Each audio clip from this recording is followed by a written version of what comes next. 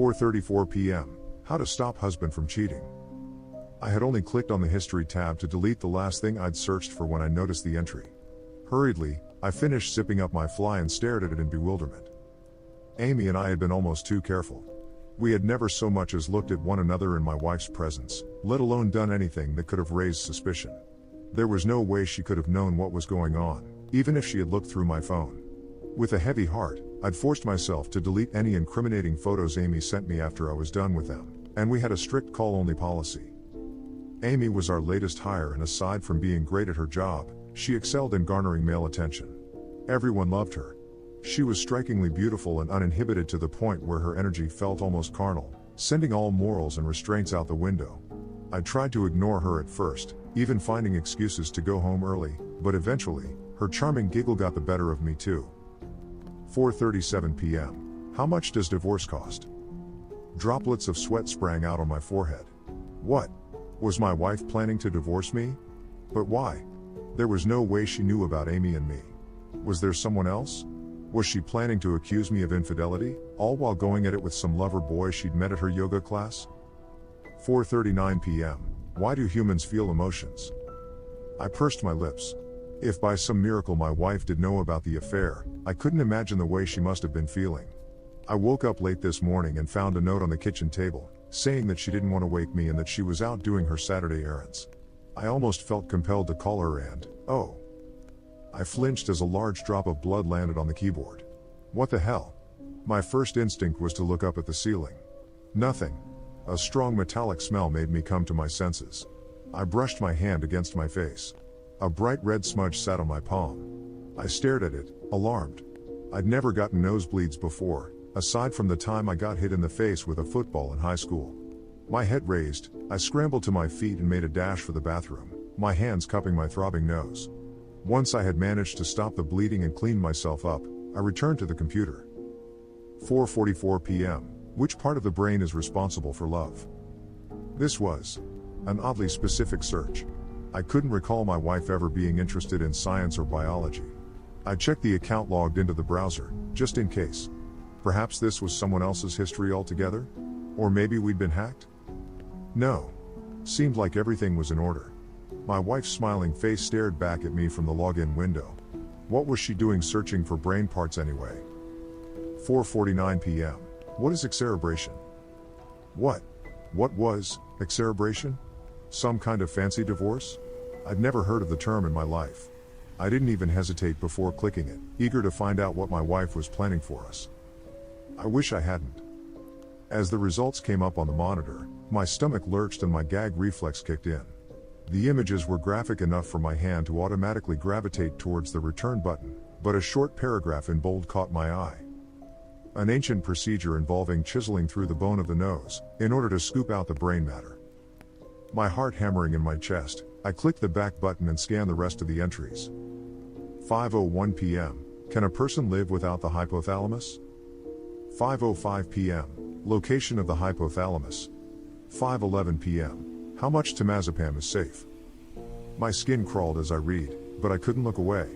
I was so immersed that I didn't even hear the front door bang. Honey? I'm home.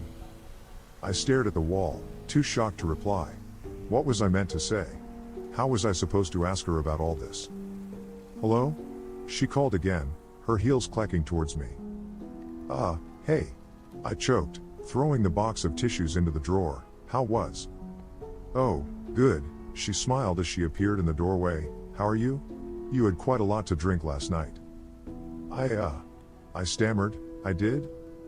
She studied me, as though she wasn't sure whether I was joking or not. What's all this? I asked, gesturing to the computer screen. She joined me at the desk, frowning at the clammy wood surface. What? I pointed at the browsing history, my index finger shaking visibly in the air. Oh, she flushed, two pink spots appearing on her cheeks. Well, you did say we could try it, so I had to do a little research, you know? What? I said we could try, what? Oh, she waved her hand dismissively. Say something. You probably know better. My blood ran cold. The excerebration. Karen, what did you do? But before she could say anything, A splash of blood landed on the carpet. And then another one. And another. Karen watched me, her skin growing pale. What? Suddenly, a small fleshy lump escaped my nostril and rolled down the front of my shirt. We both stared at it in shocked silence. Then, my wife screamed, turning on her heel to flee the room, but I caught up to her, pinning her against the wall. "Tell me what the fuck you did." She tried to fight me, writhing under my grip, but I held on tight. Blood was streaming into my mouth and down my chin, staining both of our clothes. "How can you not remember?"